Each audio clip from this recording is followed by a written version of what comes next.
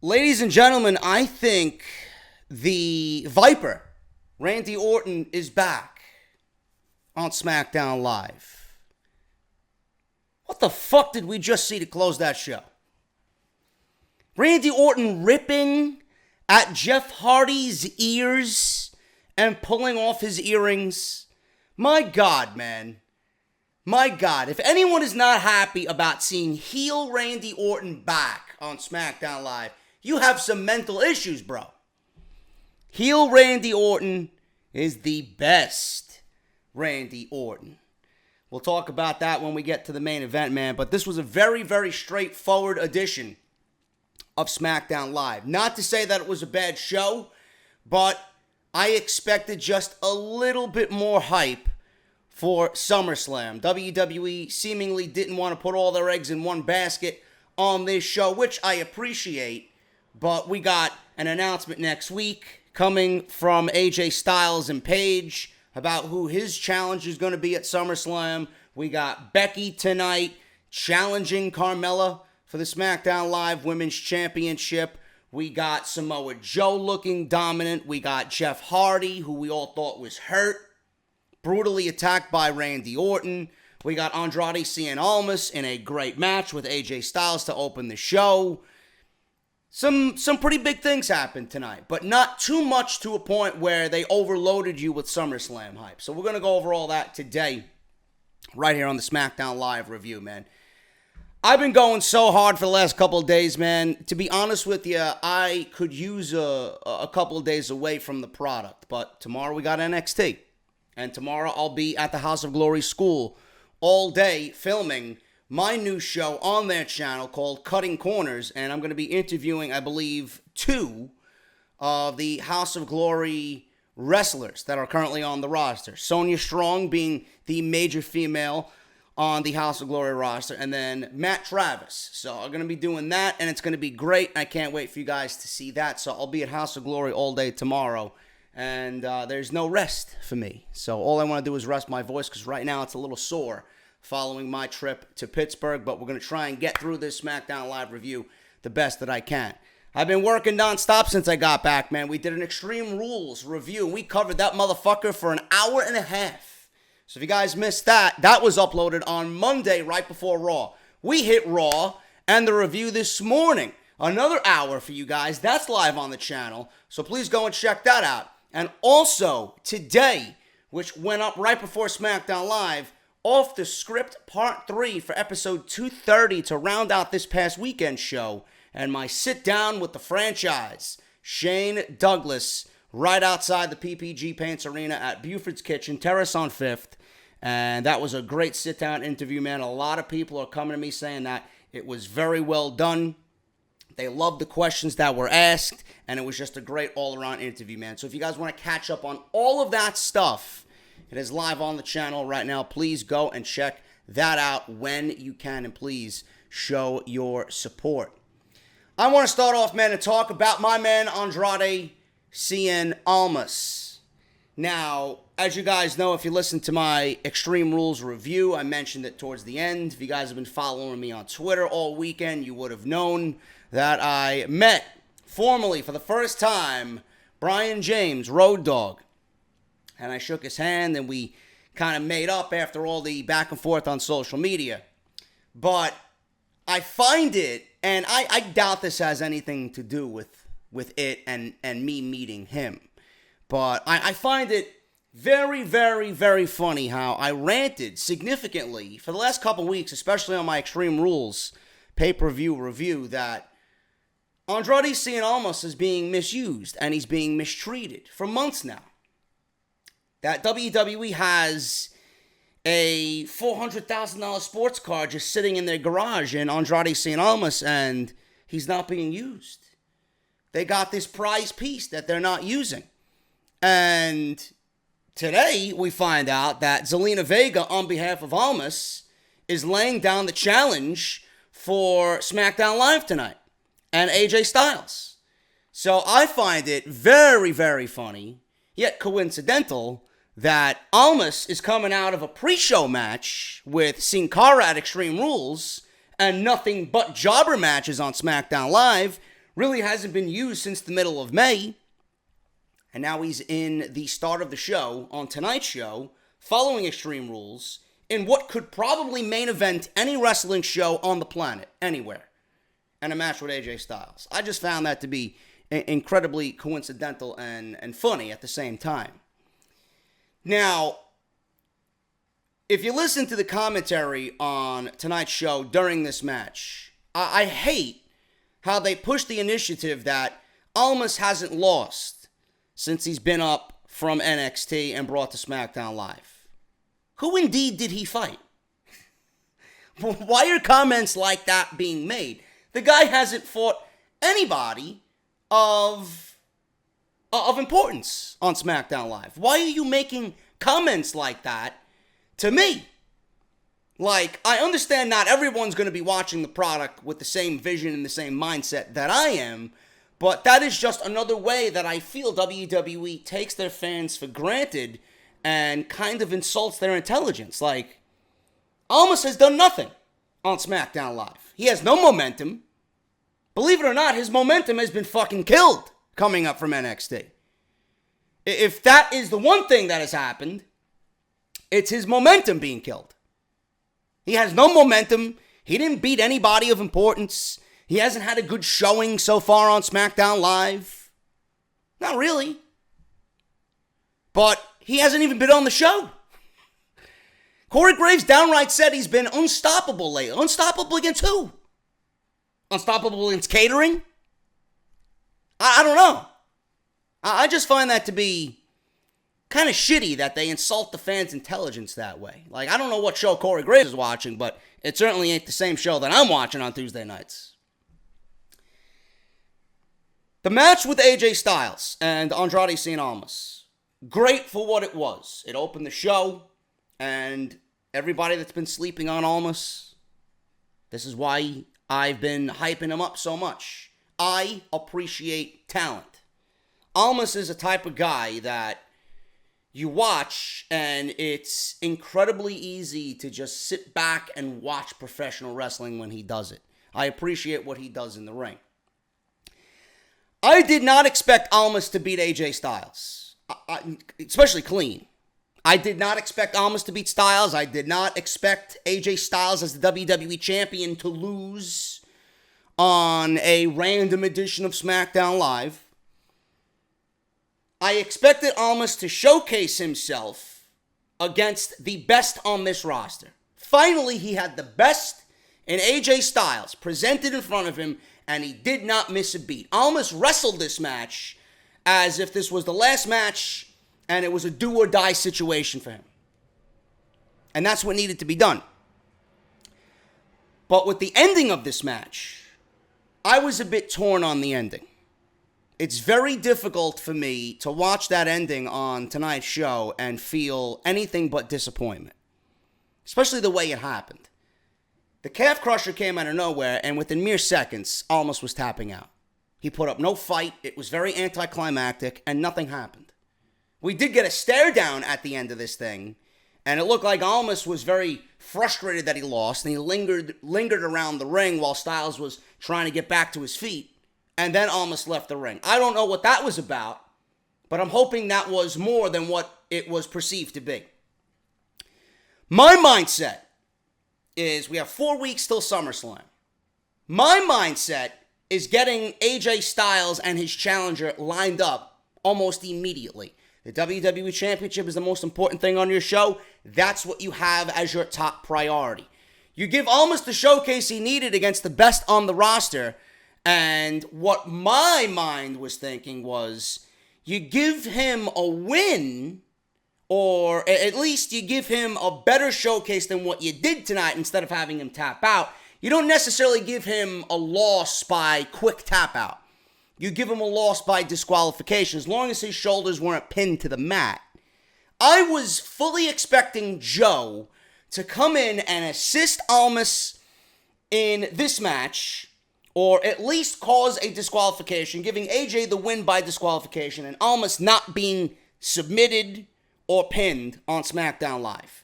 And that would set up what I think Joe has been claiming for the last couple of weeks, is that he wants the WWE Championship. Having Almas showcase is great, but with a guy who has been held off TV for the last 2 months, for whatever reason, whether it's creative not having anything for him, whether it was Sin Cara was hurt, whether it was Almas being hurt, whatever the reason is, he was off TV for 2 months. His momentum has been killed. His momentum has been killed, and I honestly think whatever they did tonight was the wrong outcome. Yes, Almas got to showcase himself, but to the casual viewer, Almas is a loser. To the casual viewer, Almas tapped out quickly, immediately. To a guy like me, it's tough to watch that and think anything else but fuck, he lost, and now where does he go from here? I'm not thinking the way the casual viewer is thinking. I'm not. Yes, I'm thinking the same thing as everybody else. AJ can't lose. He's the WWE champion. But there are certainly better ways to keep Almas, with that string of momentum. Why have him tap out so fast? I don't understand that logic. The guy is struggling for any bit of momentum right now that he can get. And you're going to have him go in there and tap out within seconds? I don't like that outcome at all. The WWE champion, I know, shouldn't be losing matches on TV, and especially not clean. I didn't expect AJ to lose clean. I didn't want Almas to win clean. But it's tough to look at that and see that outcome and not be disappointed. Definitely could have been a lot better. Definitely could have been a lot better. I don't know what you guys are thinking about that, but I don't know, man. I don't know where they go with Almas from here. Now, the thing with Almas is that little stare down at the end. Maybe Vega lobbies for a rematch. I'm pretty sure Vega could be a damn good negotiator. She can negotiate with me anytime she wants. But with Samoa Joe pretty much squashing Ty Dillinger tonight within minutes, we all know that Joe's going to be in conversation. We all know that there are several people on the roster that should be in conversation for a WWE Championship match, but we can't get everybody a championship match at the same time. Is Almas going to be at SummerSlam in a big match? We don't know. We're all assuming Joe is going to be there with Styles. But where is Almas going to fit into this? Does Almas even have plans? Period. I figured Almas was going to be going against a Jeff Hardy or Randy Orton. We didn't expect Randy Orton to come back as a heel. Now that's completely out of the equation for Almas. Where does Almas fit on SummerSlam? Is he even on SummerSlam? I don't know, man. I really don't know. Maybe we get a triple threat match with Almas, Joe, and Styles. I'm not interested in that whatsoever. I would much rather have a one-on-one match. But it's going to be very interesting to see how WWE comes to this conclusion. I just think that Almas could have benefited much more for himself by not tapping out. I honestly think that was the wrong outcome tonight. Styles should have won, yes, but Styles should have not tapped out Almas within seconds. It just kills whatever momentum that he had coming out of the Sin Cara feud. And now he's back to nothing. Yes, he showcased, he looked great, but I'm telling you, to the casual viewer, he looks like a loser. You know, I'm not one of those casual viewers. I'm the diehard. When I see Almas lose, I'm like, shit, here we go. Now he's got to work even double as hard to get back to where he should be. I'm just hoping they still have plans for him. The biggest story on SmackDown Live for the women's division is not the women's champion. Mella is not money. Mella is cringe. Mella is Monopoly money. Mella is the half-a-star queen. I might be stretching it there. The 0-star queen. She's awful. The biggest thing in the women's division right now for SmackDown Live is Becky Lynch. And the time is now. The time is now. She got a nice string of momentum working for herself. SummerSlam is upon us. And whatever WWE has planned right now needs to happen in the next 4 weeks. This needs to happen. If you are going with Becky, then you better go with Becky. I don't know where Asuka sits in all this. The way that silly shark cage bullshit happened at Extreme Rules, Asuka should be getting another fucking rematch, if you ask me. This bullshit was set forth to keep Ellsworth out of the match and have Asuka with Carmella in a one-on-one situation. That clearly was not the case. He escaped the cage. He was dropping weapons. He caused a interference and a distraction. He lockpicked himself out of the shark cage. If WWE officials aren't going to really punish Carmella, and they're not going to reward Asuka with another opportunity due to these silly little incidences that management continues to overlook, then what the fuck is Asuka doing right now? Where does she go? This can't be it for Asuka. Never mind Becky Lynch. This cannot be it for Asuka. The Women's Championship right now seems to be heading towards Becky Lynch. She's been on the best streak that she's been on since originally winning the SmackDown Live Women's Championship back in 2016. But again, I ask, what about Asuka? Is she done? She was made to look like a fool for weeks and then not get a rematch after what happened at Extreme Rules? That cannot be it. That cannot be it. Now, if Becky beats Carmella next week, Paige has already set forth the ruling for the SmackDown Live Women's Championship. If Becky beats Carmella in a one-on-one match next week, then she gets Carmella at SummerSlam in a SmackDown Live Women's Championship. But what about Asuka? What about Asuka? Is Asuka even going to be at SummerSlam? Is Asuka going to factor into this Carmella situation? Because the way that it ended at Extreme Rules, I just said, it's not over. They left the door open for Asuka to get one more opportunity. I figured the third time would be the charm with Asuka. That's all I'm hoping for. I would much rather have Asuka and Becky for the SmackDown Live Women's Championship than Carmella walking into SummerSlam as its champion. She doesn't deserve it. See, my mindset is when you're booking these shows, especially like a show like SummerSlam, you got to put your best foot forward. You're having Carmella walk into the Barclays Center as your SmackDown Live Women's Champion. That's not putting your best foot forward. That shows me that you don't give a shit about the division. I'm tired of this fucking bullshit that we're being fed with the women. These Barbie dolls, I keep saying it every week. That's not what I would make for the SmackDown Live Women's Championship at SummerSlam. Becky versus Asuka sounds a lot more attractive. Carmella at this point doesn't even deserve to be on the card. She's done nothing. And no, she's not playing a good character. She flaunts the title around as if she deserves everything coming to her. Little does she know that what she's done in the ring has been absolutely some of the worst work I have ever seen. It's ridiculous. This may have been the worst use of an NXT talent since Bo Dallas, since Sami Zayn. You know? I can't even remember anyone that has been treated this poorly coming up from NXT. Tyler Breeze. The Ascension. Can you imagine Asuka being treated this poorly coming up from NXT after 2 years of Triple H's hard work and lobbying to keep her down there so that when she finally is made, or given the call to be brought up to the main roster and made into this major superstar, she makes it on Raw and SmackDown and she's killed off. I truly hope Asuka is not done, but it's tough to argue with Becky Lynch. Now, I'm not arguing that Becky Lynch doesn't deserve it. If there's anyone on that roster that deserves a SmackDown Live Women's Championship, it's Becky Lynch. But the way Asuka's been treated is absolutely downright criminal. Can't be it. I refuse to see it and believe that's it. And if it is, shame on WWE Creative. 2.5 years of work that they put in for NXT killed because you needed to make Carmella look better than Asuka. That's where your priorities lie. That's what you value nowadays in the women's division.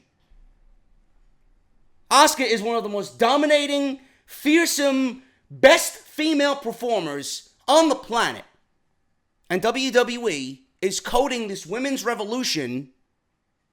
It's coding this women's revolution and still acting as if we're living in the age of diva. Carmella is a total diva. Carmella is nothing but tits and ass. Carmella is nothing but a blonde Barbie doll parading around with a championship belt, pretending that she's some important figure on this show. And you're giving her the platform to do so. Wrongfully. Over what the women's division is truly built on. Women like Asuka. So how am I supposed to sit here and look at the treatment of Asuka and be okay with it?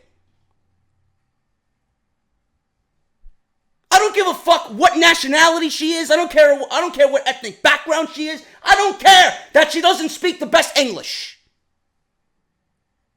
It's not what the women's division was built on. It's not what the women's revolution was built on. And WWE is continuing to truck along with another Mae Young Classic to find even more women to bring into the WWE. Yet we still got women like Alexa Bliss and Carmella running around with championship titles. Yet we got Ember Moon. No creative, no real feud on Monday Night Raw since she's been brought up after WrestleMania. And her first loss is to fucking Sarah Logan. A group of women who are completely irrelevant on Monday night. This is your direction for the women's division? The more and more I talk about it, the more I get confused, the more I get upset, the more I get angry, and I'm sure you guys are feeling the same way. I don't know. I don't fucking know. Samoa Joe squashed Ty Dillinger tonight. I'm assuming he looked that dominant for a possible match and a possible announcement next week by Paige for AJ Styles and SummerSlam. I really don't know. Samoa Joe finally back on SmackDown Live after 3 weeks off. Another guy that is multi-talented in every possible way. And all I hear is that Joe is going to get what's coming to him. They moved him over to SmackDown Live for this very reason, and they got no fucking plans for him. James Ellsworth has seen more TV time than Samoa Joe. I don't know what's going on, but WWE better have some decent fucking plans going into SummerSlam for that WWE Championship. Am I the only one who thinks The Miz versus Daniel Bryan is happening too soon? I know that I'm not. Daniel Bryan knows that WWE Creative can't get this feud till WrestleMania. We laughed about it. He was on the Gorilla Position podcast and even stated those exact words. I don't trust WWE Creative to get me and the Miz till WrestleMania, even though that would be the ideal situation. I understand that SummerSlam is the safe bet for Miz and Bryan, but realistically, if you look at the SmackDown Live roster, there are so many guys that they could pair with Bryan at SummerSlam that don't have to be named The Miz. You can pair him with ALMAS. You can pair him with Nakamura. You can pair him with Randy Orton. You can pair him with anybody. It doesn't have to be The Miz. Now, yes, The Miz and Bryan have a reason to battle at SummerSlam. We may not know what happened with Daniel Bryan's contract, but according to several sources that I follow on Twitter that are very reputable, they're not going to put their name out there with fake news and false headlines. So somebody's got some type of inside information. From what I've read and what I've been told, Daniel Bryan is re-signed or about to re-sign imminently with the WWE. He may have already signed. If not, he's about to put pen to paper. Now, this may be all on Daniel Bryan. WWE got through with this Kane bullshit. Team Hell No is dead. They had the funeral services tonight for Team Hell No. Kane is gone. Good riddance. But this may be some sort of creative control that we talked about for Daniel Bryan in his contract. Daniel Bryan might be the one to push WWE to give him this feud for SummerSlam. One of the things that Daniel Bryan was rumored to want in his contract was he wants to pick and choose who he wants to work with. Now, whether that's true or not, that remains to be seen. But we all know the reason why they brought The Miz to SmackDown Live was to do this match. Now, yes, they have a reason to fight. They've been feuding for the last 2 years. And I am not going to really go out there and complain too heavily that this match is happening at SummerSlam, because just like all good feuds, this could be just another layer on that cake. It could be another chapter written in the Miz, Daniel Bryan situation. They have a reason to fight, but to me, it's not enough. It's not enough to warrant a match at SummerSlam. I don't like you, you don't like me. Let's do it at SummerSlam. That's pedestrian. That's simple. It's not creative. Unless WWE gives me 3 more weeks of creativity, like they did tonight, the funeral services was not bad. It fit into the storyline that Team Hell No is dead. And it fit into the character that The Miz is a prick. And he's going to do whatever it takes to get underneath Daniel Bryan's skin, because that's what he does. And we've seen an intensity from Daniel Bryan that we really haven't seen for weeks, because it's been masked by this fucking garbage, childish nonsense with Team Hell No. But I can't help, and this is where I know you guys feel the same, I can't help but feel that WWE is just doing this for the sake of getting it over with. And I hope that's not the case. And you know that's how WWE operates. Let's do this now, just for the sake of rushing through it, and for the sake of getting another big name match on SummerSlam. I don't like that. And I hope that's not the case. Now, if that is where WWE's mindset is, if we do get this match at SummerSlam, it doesn't mean we can't get it at SummerSlam and then we can't get it again somewhere else with a more important situation happening, you know? But to me, and this is in my notes, because this is what I think about when I'm watching this shit happen on TV. This could just be another chapter written here. But to me, and the way my mind operates, this is Daniel Bryan's big first match back. Really, his first major storyline. They put him with Styles. They had him in a gauntlet match. He went one-on-one with Joe and Big E. That's all great. It's all great. Team Hell No, tag team title situation. Yeah, fine. This is his first big storyline. This is his first major match since returning after 4 years. The first match back between two guys is just as important as the last match in conclusion of a storyline. Just look at Gargano and Ciampa, if you guys need any references. This needs to be important. And I'm hoping that WWE is really having that mentality when booking this feud. I hope that this is just another chapter in the book of Bryan and Miz. And that somewhere down the line, these two, they absolutely steal the show at SummerSlam, and we get them again in an even bigger situation at a bigger event for a WWE Championship. Because if this is it, and this is one and done, and they move them on to something else, we're all going to feel disappointed. And I don't sit here and sugarcoat anything for you guys. I don't have faith in WWE to tell me a great story. I hope I'm wrong here. The first match is just as important as the last match when finishing up a storyline.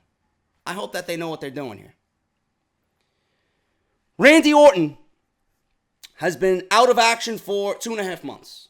And we all wondered why he came back at Extreme Rules. It was very open-ended.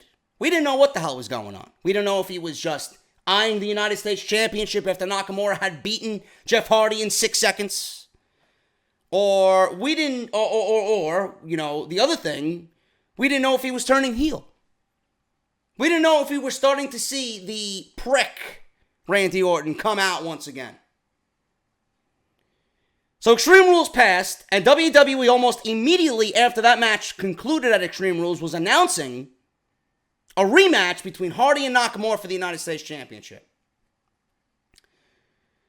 Now, at Extreme Rules, we all thought, and we were all under the impression that Hardy was injured.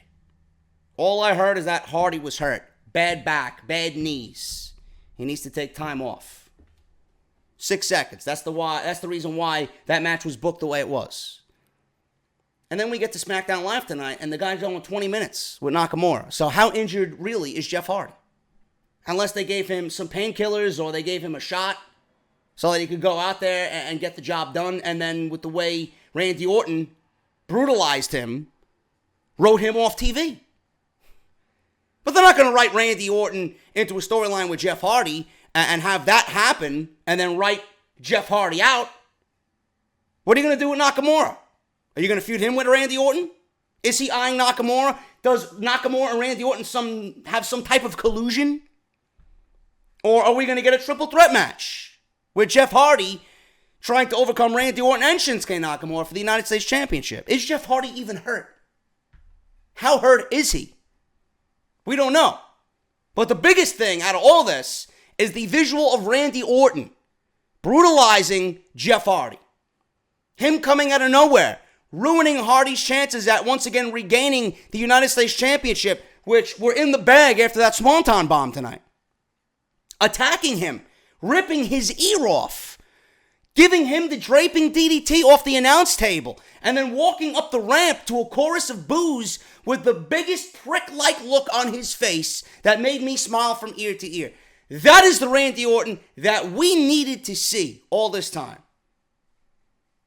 If anything resembling the legend killer Randy Orton's coming back, then this is a brilliant storyline already. I don't know where this is going, but it certainly has my interest. Why is Randy Orton doing what he's doing? What is his motives?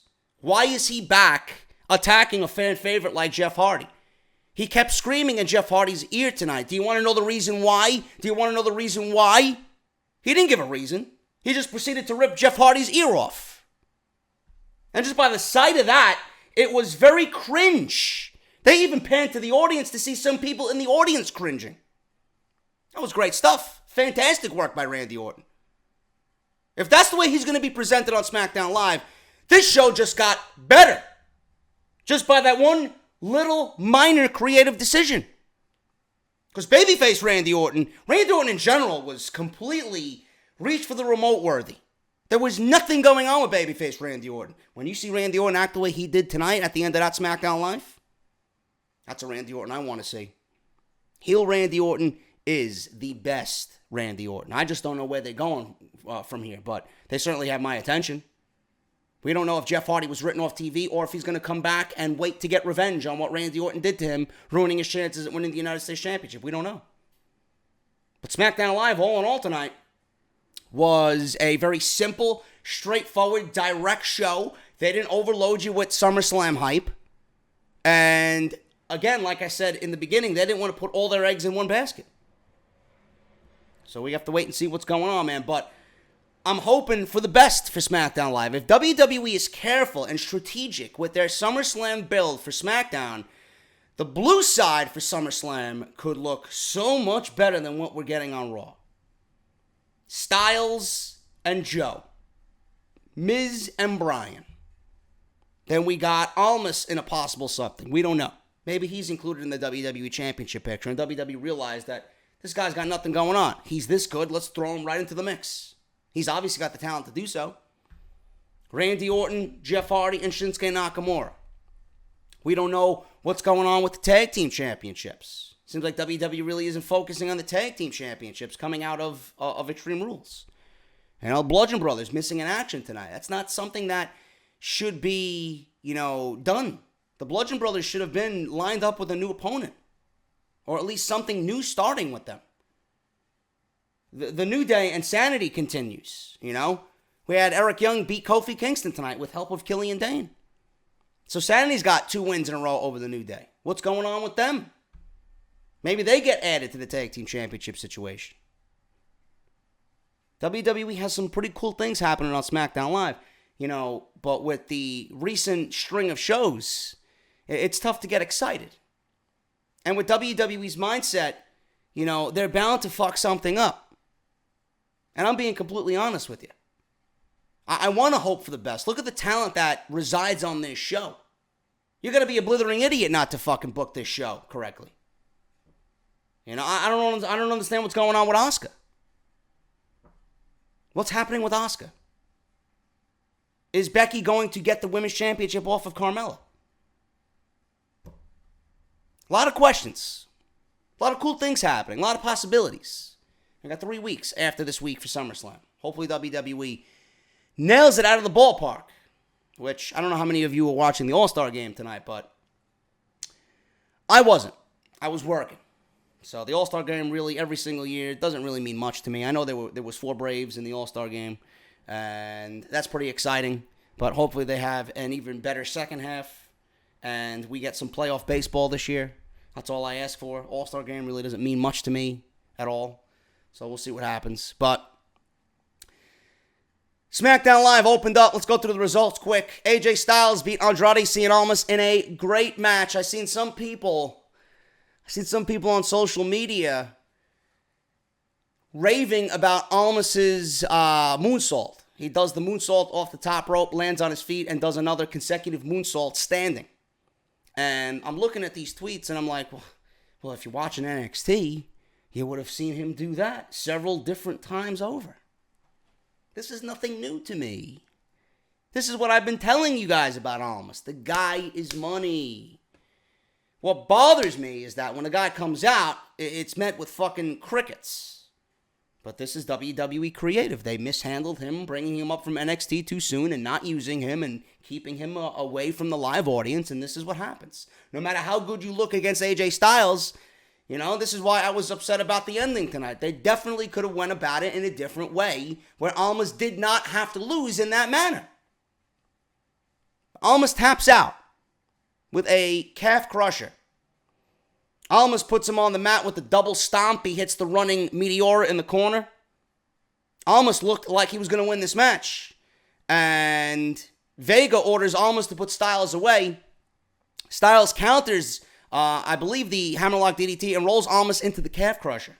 And almost immediately after that string, another thing that was just mind-boggling to me, you got the double stomp in the corner, which I fucking hate, by the way. That move is god-awful. They have to do and present that in a better fashion.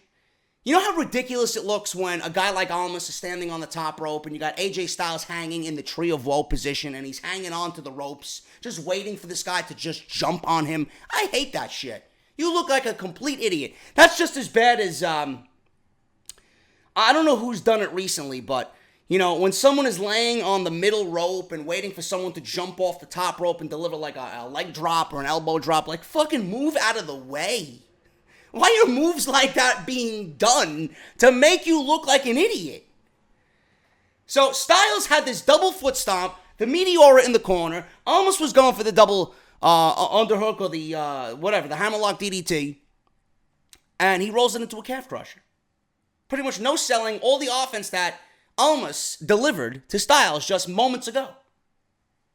I didn't like that ending, man. Let me know what you guys think about that. I might be stretching it just a bit, but I think there are more people that agree with me than disagree with me on that. We all know that AJ shouldn't have lost, but I think the ending could have been done in a better way, man. But Almas showcased himself. Clearly, the guy's a main event talent. Hopefully, they know what they're doing with Almas, and we get a great match. It needs to be a great opponent lined up, a great match, a big showcase match for Styles at SummerSlam. So hopefully, we get something really, really, really great for Styles in the WWE Championship at SummerSlam.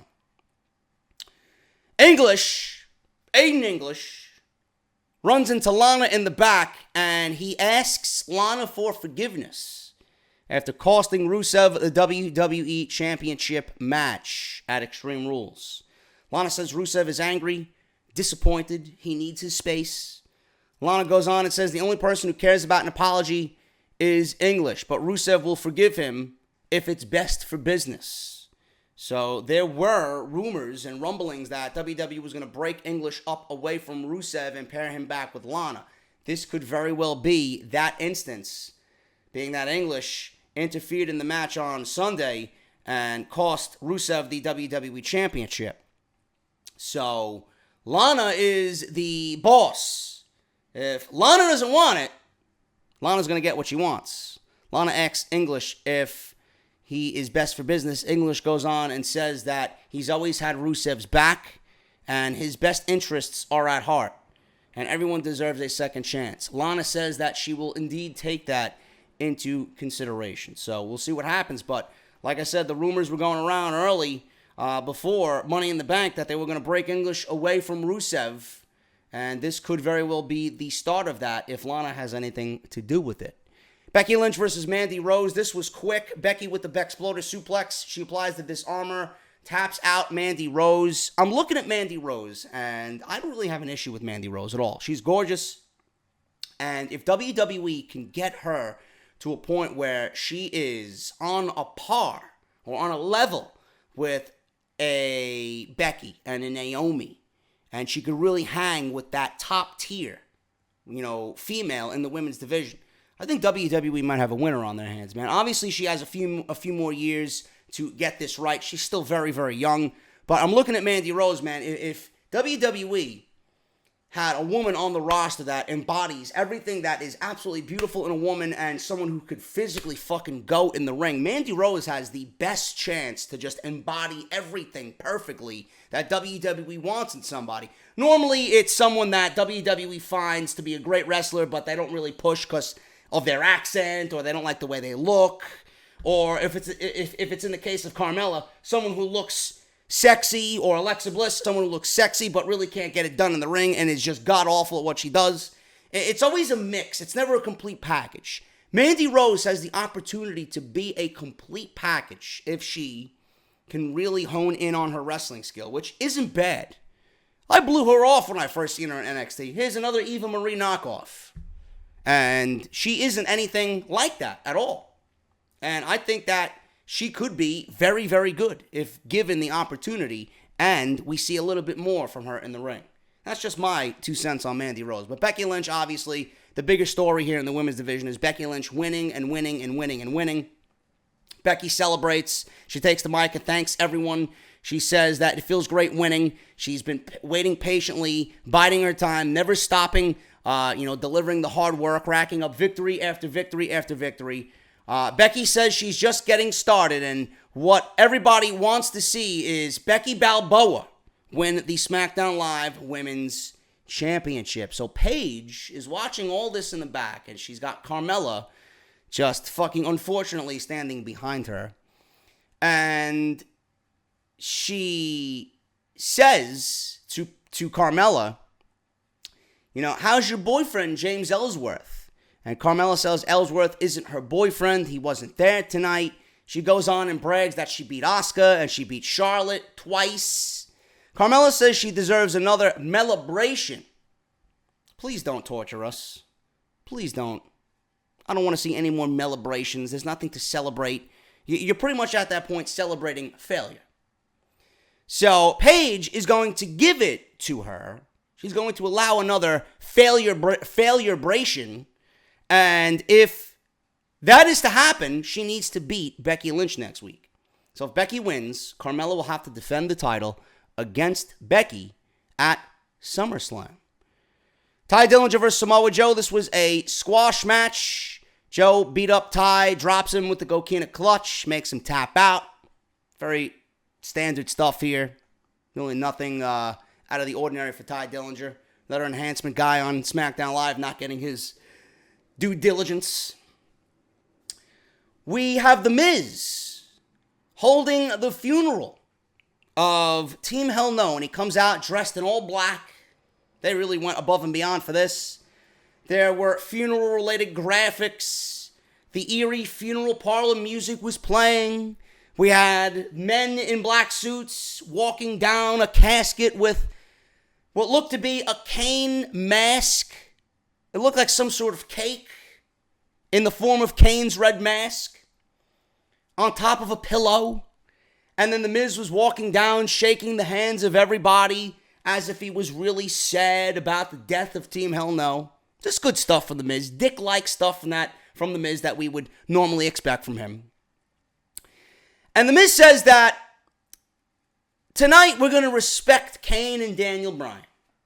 Miz says they were able to put aside their differences to become tag team champions 5 years ago, but not at Extreme Rules as they lost to the Bludgeon Brothers. Miz goes on about their friendship, making sure to mention all the bad parts, of course. That's exactly what he did the week before when they were on the Miz TV segment. He wanted to highlight Team Hell No, but instead of highlighting them, he showed all the moments in which Kane betrayed Daniel Bryan. So Miz goes on about their friendship. Miz says Bryan made the same mistake of reuniting with Kane recently on SmackDown Live. Miz says that Team Hell No is now 6 feet under, and he would like for everyone to stand up and join him in honoring them with a moment of silence. So Miz then obviously is treated to a huge yes chant. Miz then just completely goes in on everybody, says, I told you so. He told each and every one of us how this would end. Nobody believed him. He told us last week that Kane was nothing more than a broken down demon, and he was proved right. Miz says he was also right about our little bogus hero, Daniel Bryan. Miz says Bryan was never a world-class wrestler like he claimed. He's nothing more than a glory hound and that tugs at everyone's heartstrings. Miz goes on to say that Bryan threw one more Hail Mary pass to try and become relevant again. And this is the line I want you guys to pay attention to, because I didn't initially catch it when it was live. I had to go back and make sure that I was hearing things right. Miz says, and this is where I hope that WWE is listening and we have this coming up at SummerSlam only be the beginning of what is to come here. Miz says Bryan's days of headlining WrestleMania are over. Like Team Hell No, his career is dead. You're not going to throw a line like that in there if you don't have plans to take this all the way to WrestleMania. Whether it's for the championship or not, I'm assuming if it's going to be at WrestleMania, one of them will be the champion and somebody's going to win the Royal Rumble. Whether it's Bryan winning the Royal Rumble, whether it's The Miz winning the Royal Rumble, they will be meeting at WrestleMania. If anyone has a say here, they should be meeting at WrestleMania for the WWE Championship. That's what needs to happen. You're not going to put that line, you're not going to script that line into The Miz's promo here and then not have it be delivered. Bryan then obviously after that line comes out, he comes out to attack The Miz from behind. Bryan attacks the pallbearers who were standing there.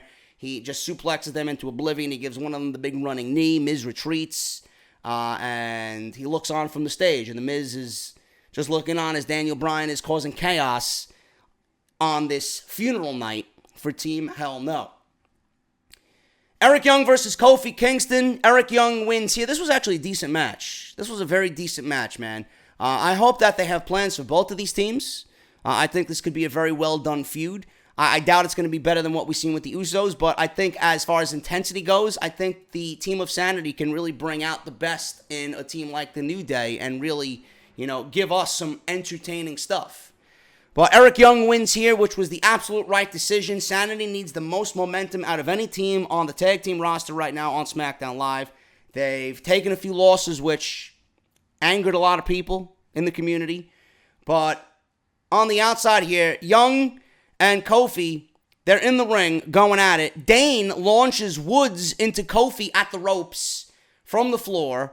Young takes advantage, hits a huge wheelbarrow neckbreaker for the pin, and he pins Kofi Kingston due to outside distraction or chaos on the outside by Killian Dane. So Eric Young wins, and Sanity has another win under their belt on SmackDown Live. The main event seen Jeff Hardy versus Shinsuke Nakamura. This one went close to 20 minutes, probably over 20 minutes. This main event started a little before the 9:40 time, and this was actually a very good match. I don't know, like I said earlier, what happened with Jeff Hardy, if he really is as hurt as they are reporting, or if they just gave him some shots to get out there, get this done, and then have Randy Orton attack him and write him off TV. I don't know what's going on with Jeff Hardy. We have to wait and see. But Nakamura places Hardy over the top rope, delivers those big strikes to the gut, those big knees, goes for a 2 count. Back and forth now. Nakamura with a neck breaker. Sliding knee to the face for another pin. 2 count. Nakamura with more knees. Hardy is in trouble. Nakamura waits in the corner and gets hyped up. He's going for the Kinshasa. Hardy blocks the Kinshasa. Hits a sling blade. And Justin LaBar actually mentioned something on social media that I 100% agree with. He says the sling blade is becoming a more and more commonly used move by everybody. Anybody that is like a Jeff Hardy or Finn Balor or Seth Rollins or Kenny Omega, everybody's using the sling blade. Ricochet. It was one of those things that was just for Finn Balor. And now everybody is using the sling blade. It's becoming like the fucking super kick. Everybody uses it. So when we see it, it's not that impressive anymore because everybody's fucking using it. And I 100% agree with him on that. So Hardy blocks the Kinshasa, goes for a sling blade. Hardy goes to the top. Nakamura crotches him. Nakamura kicks Hardy to the mat. Nakamura then goes for a Kinshasa, but it's blocked again. Hardy with a twist of fate. He climbs to the top rope quickly, hits a beautiful swanton bomb, goes for the cover, about to win the title. And Randy Orton comes out of nowhere and pulls Hardy from underneath the ropes. He causes a disqualification. The referee calls for the bell. Hardy wins by DQ. Nakamura retains the title. And Orton is destroying Hardy at ringside. Throws him into the steel steps. Talks trash to Jeff Hardy. Nakamura takes his title and does nothing but watch as this carnage is happening right before him. And Hardy's trying to fight back. Orton hits him with a shot to the eye and then tosses him into the steel steps. Orton stomps Hardy on the steel steps, and then Orton reaches down and grabs Hardy and says that he will have to wait. Why am I doing this? Why am I doing this? Well, you're going to have to wait. He grabs his ear and starts pulling at his piercing on his ear, which looked fucking sick. Now, normally we don't see that type of visual on WWE television, but however they shot it and whatever was done here tonight, it looked fucking fantastic. It brought me back to the days of ruthless, bloodthirsty Randy Orton. And that's the type of Randy Orton we need to see, man. Orton then yells out and wonders where Nakamura is. So I'm wondering if he does have Nakamura in mind and he's going to be aiming for the United States Championship. Now, we don't know yet, so we have to wait and see. But Orton goes back to Hardy, beats on him some more, places him on top of the announce table, and we got producers, we got referees out there, we got WWE management out there trying to get Orton to back off. He hits his draping DDT from the announce table to the floor, and Randy Orton marches up the ramp with a big fucking dick-like grin on his face, met with a chorus of boos. It was fantastic. Heel Randy Orton is back, and I'm very happy about that. That's the way SmackDown Live went off the air. Like I said, a very good edition of SmackDown Live. It was very straightforward. They didn't do too much for SummerSlam hype, but they gave you just enough to bring you back for next week. Much better than what we got on Monday Night Raw and the fucking sleep fest that we got with Bobby Lashley and Roman Reigns. So hopefully SmackDown Live continues its string of decent shows heading into SummerSlam. Because like I said, if WWE strategically and carefully plans on SmackDown Live, their blue brand could be much better on SummerSlam side than the red brand. They got a lot more guys on this show that I'm invested in, more so than Monday Night Raw. So hopefully we get some decent shows for the last 3 weeks heading into SummerSlam, man. I'm getting out of here. Hopefully I can manage to get some rest before we got to get back to work this weekend for Off the Script, episode 231. If you guys missed anything, Extreme Rules live on the channel right now. Go and check it out. My full-fledged review, over an hour and a half of content there. Monday Night Raw went up this morning, already at 20,000 views and counting. Go and check that out. We talk everything that happened with Roman Reigns and Bobby Lashley and why I didn't like the triple threat matches that were set up on Monday Night Raw. Also, the Shane Douglas podcast. He goes off the script on Vince McMahon, WWE product nowadays, NXT, Triple H, his old ECW days, the new Fox and NBC Universal TV deals. He's even talking craft beer. So go check all that stuff out and support where you can, man. Follow me on Twitter at JDFROMNY206. Hit that subscribe button down below. Turn on that bell for notifications. And I'll see you guys for NXT, man. What's going to happen in the next chapter with Johnny Gargano and Tommaso Ciampa. We are now 2 weeks away from Ciampa versus Aleister Black. I can't wait. Thank you guys so much. I'll see you for NXT, and have a good night, guys. I'll talk to you later.